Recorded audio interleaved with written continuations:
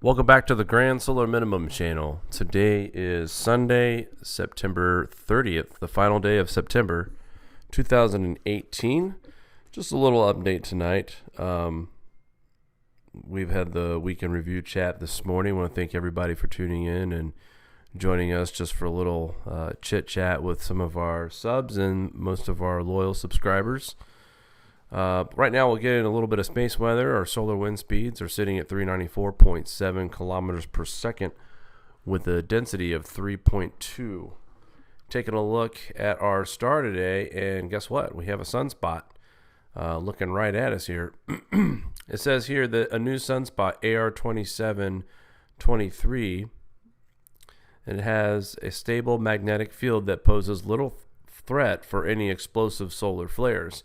Sunspot number 13, and that broke our 16-day stretch of 158 days total spotless for 2018.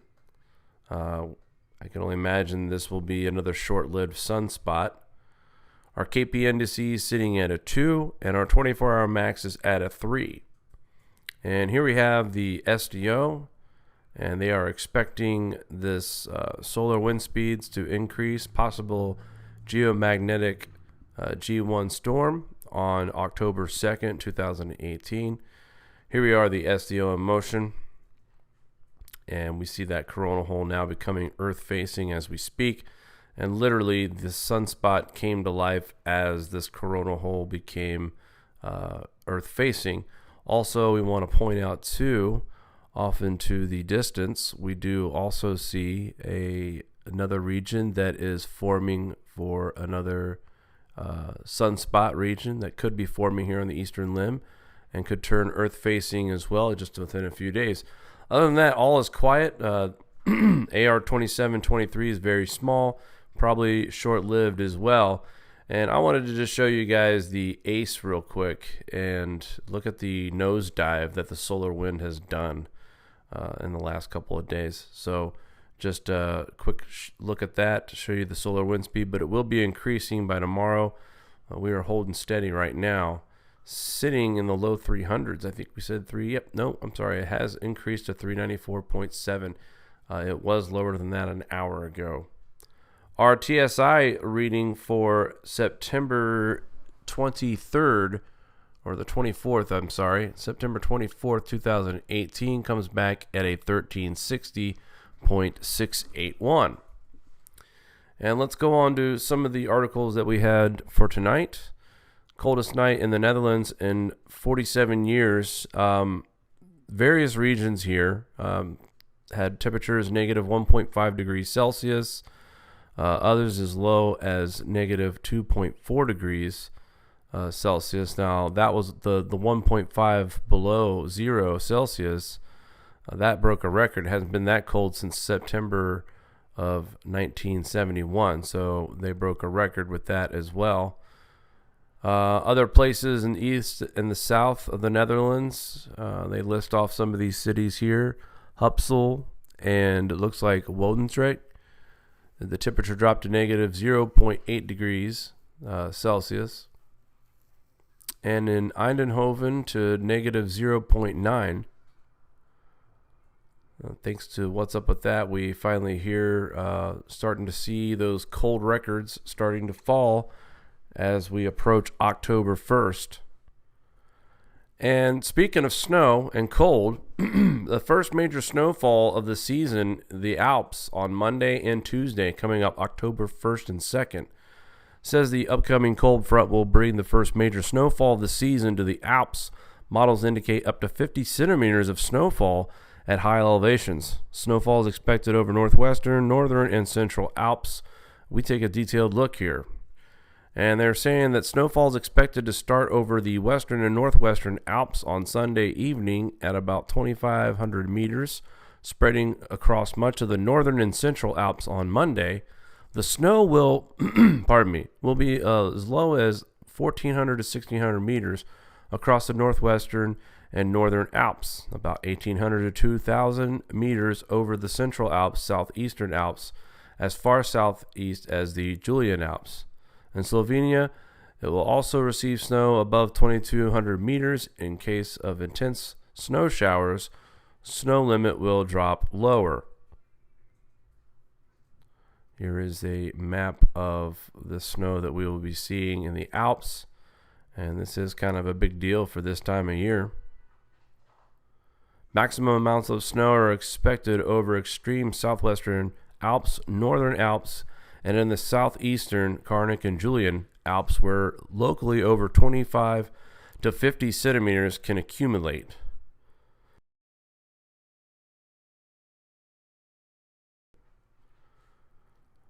And we're going to briefly touch about Medicane aftermath in Greece and Turkey. Severe winds, torrential rainfall, major flooding, and tornadoes.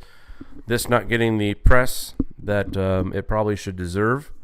Very limited articles about this event.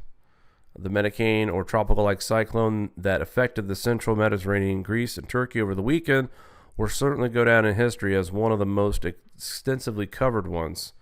The system brought extensive severe weather conditions to southern Greece and western Turkey, producing torrential rainfall and destructive flash floods.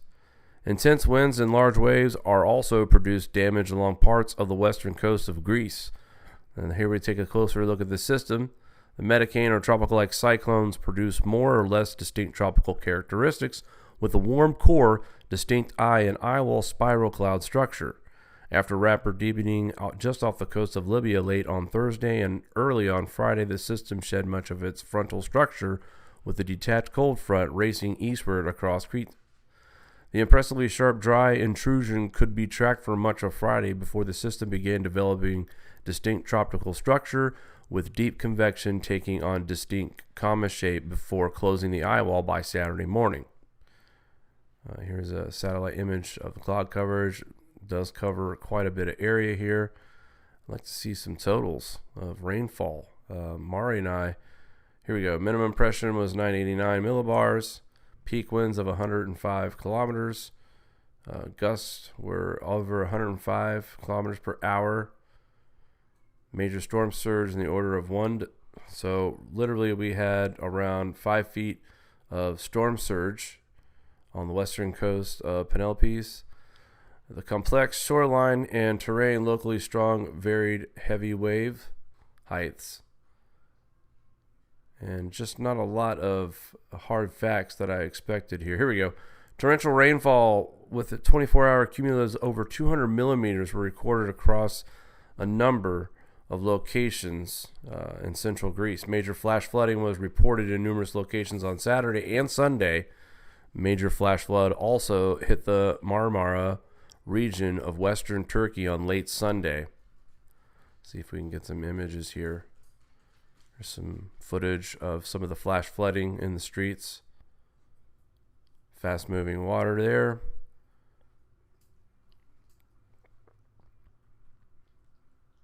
Again, more flash flooding happening here. This is near Turkey. A little bit more intense flash flooding going on. Plenty of documentation, but several waterspout tornadoes were also reported. Tornadic supercells were expected in the outer bands of the Medicane, where moderate instability overlapped with a strongly sheared environment with favorable storm relative helicity. A damaging tornado was reported in Askeli Proros, eastern Penelopes. And here is a little bit of footage of this waterspout here. Pretty good size one as well. We'll leave the link in the description as far as damage. We'll research that as well. Right now, it looks like we had quite a bit of weather events from this storm, but not hearing too much. If anyone in the chat has an update for that as well, we'd gladly take that information as well. And briefly, Rosa, basically a weakening but strong hurricane as Rosa approaching the Baja California Peninsula, where it's expected to make landfall tomorrow, October 1st, local time. Rosa was a powerful Cat 4 earlier this week and is gradually weakening while moving over cooler waters near Mexico, potentially dangerous and a rare occurrence for such a system is its future path, which leads Rosa across Arizona's deserts. Torrential rainfall there usually results in dangerous flash floods and debris flows. Hurricane Rosa now has a central pressure of 984 millibars and sustained winds of 85 miles per hour.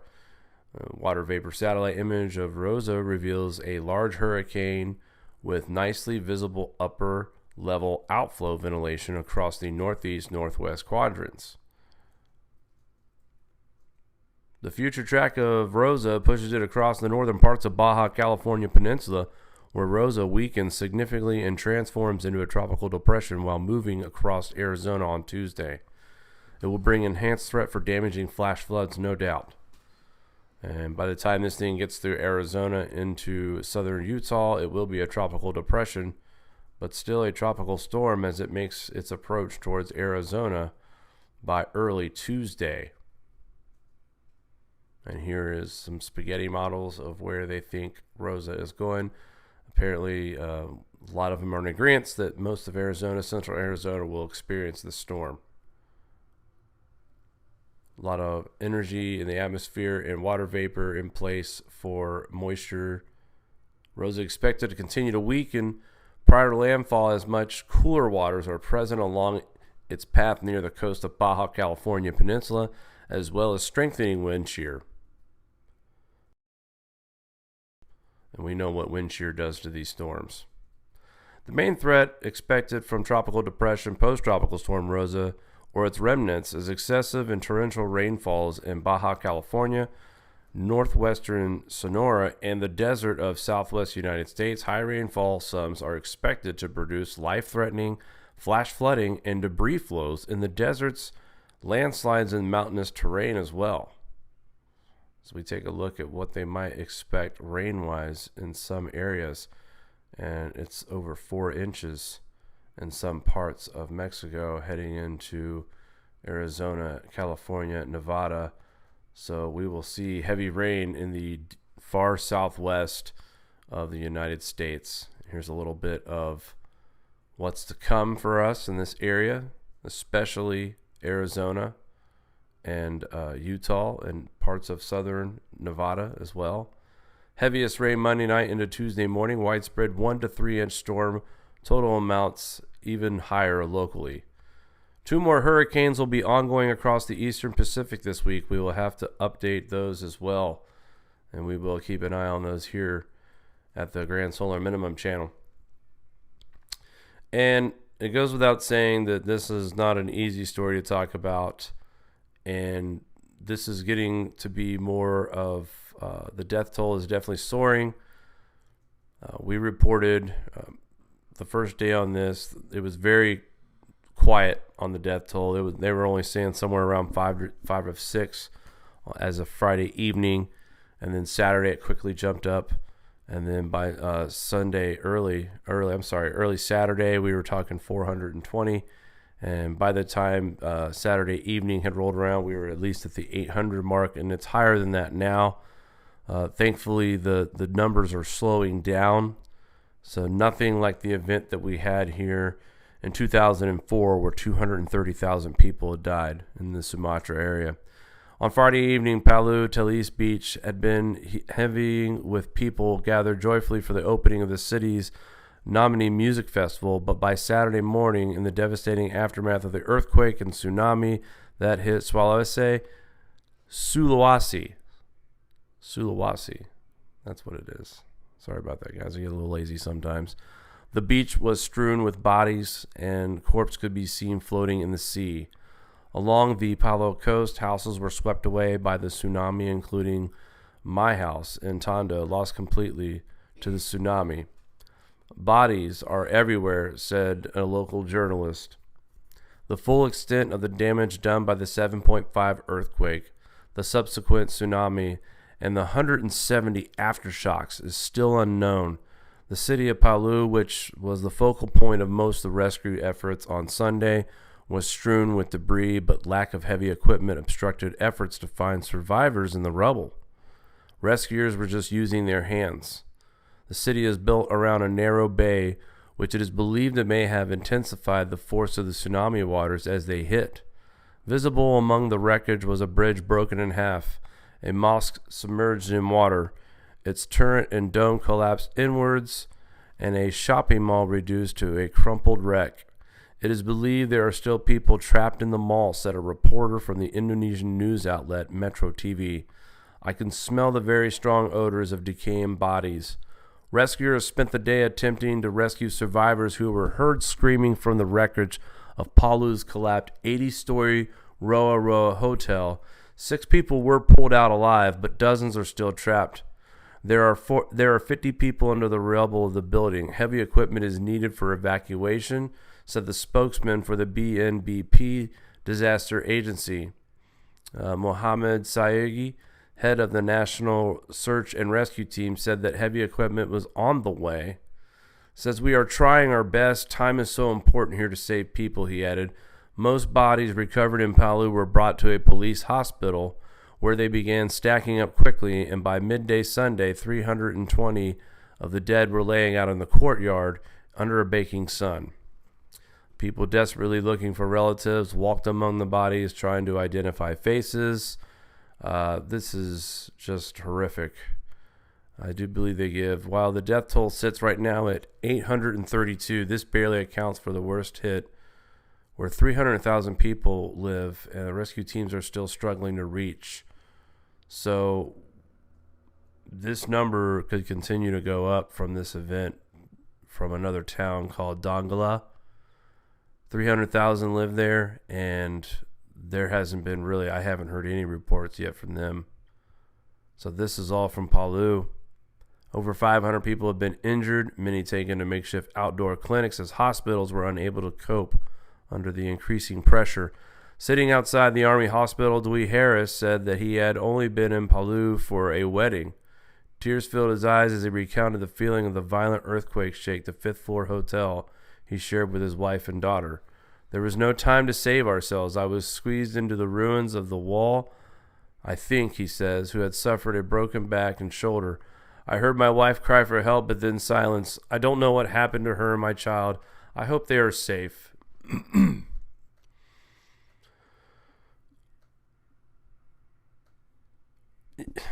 This is typical Guardian stuff here.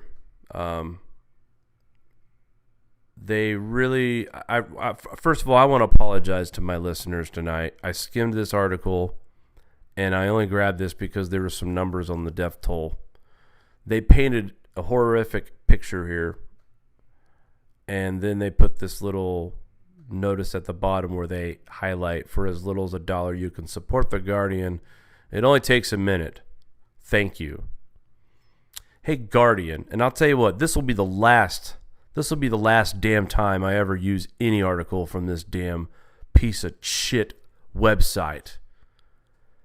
You want to paint up a horrific picture of how terrible everything and use words like corpses and people lying and baking under the sun and fear it all up. And then you want to, at the end of this, instead of leaving a link to donate to maybe organizations that are out there helping these folks out right now, let's make a small $1 donation to my trash rag website, wannabe news website, Guardian. Again, this will be the last article that I will ever use from theguardian.com. Maybe I'm being too judgmental. Maybe this is way off topic. But reading this tragic article and some of the unnecessary wording that was used in here, and like I said, I apologize to my listeners. This is disgusting. This is absolutely disgusting to me. To ask for any kind of I don't care if this is on every article they put on their website. This is poor taste. This is just flat out disgusting. Hey, did we do a good enough job fearing it up for you and making it awful? Give us $1. Won't take you that long. Just pull out your Visa, MasterCard, American Express, or hey, we take PayPal too. Highlight that too. Make sure people understand that. We have a small favor to ask. More people are reading the Guardian's independent investigative journalism more than ever. And they bitching about revenue advertising is down and unlike many news organizations, we haven't put up a paywall, and we want to keep reporting as open as we can so you can see why we need to ask for your help. We do it because we believe in our perspective matters. Your perspective. So, yeah, they're begging for money. There's a tip jar because they laced this paragraph up pretty good with some awful pictures to be painted in our heads right now reading this. And this is kind of my rant the other night where I was talking about people who like to blame grand solar minimum for every time we get a snowstorm somewhere, or people who want to blame grand solar minimum every time there's a cold front. Let me tell you, folks, when people have to take like this blue up here in the top and say grand solar minimum, these people are not here to communicate information to you. They are trying to boost their views and clicks to raise ad revenue, to make as much money as possible by fearing it up as much as possible, by everything that happens, blame it on the grand solar minimum, or just fear it up and write the worst kind of words you can write about a situation and then ask for money and beg for money. Actually, not ask, you're begging. I'm sorry, folks. I really do apologize. Some of those words I thought were over the top describing the situation. I think the video we showed the other day that Mari had found, the young man from that region who had shared what he was going through and the bodies that were strewn everywhere. I think it was safe to say we understand the situation there, and the numbers would have been just fine. Unfortunately, these people at The Guardian want to try to basically hit you with the heartstrings there, and maybe while you're at it, you're just going to feel bad enough to donate a dollar. But how about you take your money, though, instead of donating to The Guardian, and find a Red Cross site or something that's taking donations for these people, because they have nothing right now. And they're going to be facing widespread disease now because the drinking water is not drinkable. There's no power. You heard in a report, we have an issue right now with disposal of the dead right now. So let's not worry about The Guardian. Let's hope we can find something. In fact, if I find something, I will make sure to put it in our description link where you guys can make a donation to them as well. It's times like this where you have to put aside what your channel goals are, what your website goals are, and are you really here to communicate information to people, or are you just trying to profit off of someone's misfortune? And that was the most obvious, blatant attempt I've ever seen. Again, I apologize to my listeners. Take a look at some GFS here. Moving on. The weather coming up for Monday, October 1st. Kind of quiet except for Rosa entering in the Baja region. We do see some heavy rain set up over, it looks like upstate New York and further up in New England most of the day tomorrow into Tuesday. And then the Midwest as Rosa makes landfall into Arizona. More snow for you in Alberta and BC. Once again, rain showers hanging out in upstate New York and into New England through Tuesday. The Ohio Valley looks to have a chance. And as Rosa moves in, combines with that northerly system that's bringing all the snow right now in Canada into Wednesday. Now, we're going to be in a warm front for most of the East Coast. So that low pressure system, when it skates out of here, it's just going to bring us rain and nothing else more. And by the 5th, we have another low pressure system that develops over the really central part of the United States and gets its act together by Sunday, October 7th. But look at all the snow we got in Canada. My goodness. And this is where we start to see increased chances of snow, heavy snow. In fact, a major system develops right here over Nebraska and the Dakotas, but major snowfall looking to happen here in Wyoming and Montana through Canada. And this system's pretty massive as it moves north above that ridge of warmth that we're going to be facing here in the east. But as this moves across the country on the week of October 9th, we start to see much colder air behind this system. Now look at this. This is an interesting setup here with the GFS. The GFS is suggesting a hurricane landfall, Jacksonville, Florida, and Georgia at some point by Friday, October 12th. And I hope this storm system's wrong, but this thing is kind of sitting around hanging out in Jacksonville for a day or two before finally moving into the south on the 15th. And high pressure is trying to dominate up north. And this is where I think we'll start to see some cooler temperatures. So we definitely have a storm to watch here as we're getting close to the end of our peak part of hurricane season. But the concern here is this cold front that we're waiting on here to take over in the east. And really what's stalling this storm out right now, this is very, very, very early. We have two storms heading to the coast of the United States, one to the east coast, one on the west. Once again, a setup kind of odd to see both sides of the country kind of getting it. Actually, the Baja Islands are going to get it. The storm itself will dissipate by the time it gets into the U.S. But look at the moisture. It does combine with that snowstorm that's coming across the middle part of the United States once again. And that high pressure system, that cold front, is going to be responsible. If you guys see it right here, the quicker this moves across, the faster this pushes this storm back out. Because right now, the main reason why this activity that literally just kind of, the GFS is suggesting that this just wraps up around Puerto Rico and comes up through the Atlantic side of Florida and gets stronger as it approaches land, but then stalls out right around the Jacksonville area for at least a day into Sunday, and then finally moves across the Panhandle into Alabama, parts of Georgia, and this is about as far as it goes. But if I had to guess, which I don't like doing, this cold front is going to try to push this storm back out to the Atlantic. But my fear is, are we going to see heavy rainfall, 1 to 3 inches of rain in South Carolina and North Carolina as this storm makes an exit back into the Atlantic? Because this high pressure system is definitely, this cold front is what's going to push this storm out to sea. And let's take a look at our temperatures. What kind of a drop can we expect? So definitely warm enough in the south and the southeast for this storm at this time of the year.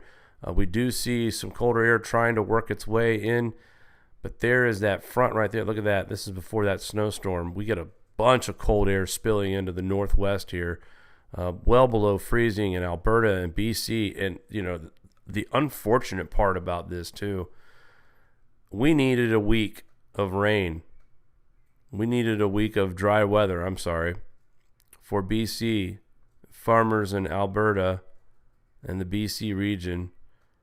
And we're getting a snowstorm every other 3 days here. And maybe by October 12th, it'll start to dry out with just some, spotty showers. So we might get that dry time for you folks in the BC region starting, it stops right here. Starting on the 8th in Alberta and BC, British Columbia, we might see some dry weather for you from the 8th. Some spotty flurry activity and chances of rain are very slight. So really, guys, only a total of possibly 2 dry days from the 8th to the 16th. And before that, we've got quite a bit of moisture that's in the northwest, and it just all kind of seems to be hanging out in the lower part of the BC, British Columbia, and Alberta, and a huge band of wind and snow and rain coming through on the 6th through the 7th, dropping significant accumulation possible. The temperatures are going to support this, and so we might have a big old mess on our hands here by the middle of October. And this storm that here at the bottom of our screen, like I said, is really going to depend on what's going to happen with that cold front that's approaching and pushing those warmer temperatures that so many are saying that we're going to have a very warm month here. I'm going to tell you right now that I believe that by the time we get to the middle part of the month, that these are going to be more common temperatures, 50s and 60s and 40s even, for daytime highs. And of course, the south is going to be the south in the 70s and 80s. But a sharp ridge, to me here at October 10th, to see the dip in the temperatures here, that's pretty extreme, especially for that part of the country, as warm as it's been. So it's almost like this cold front here is trying to squeeze out the rest of that warmth off to the Atlantic Ocean. by the 15th, 16th of October, where we will definitely start to see more fall-like temperatures across the region.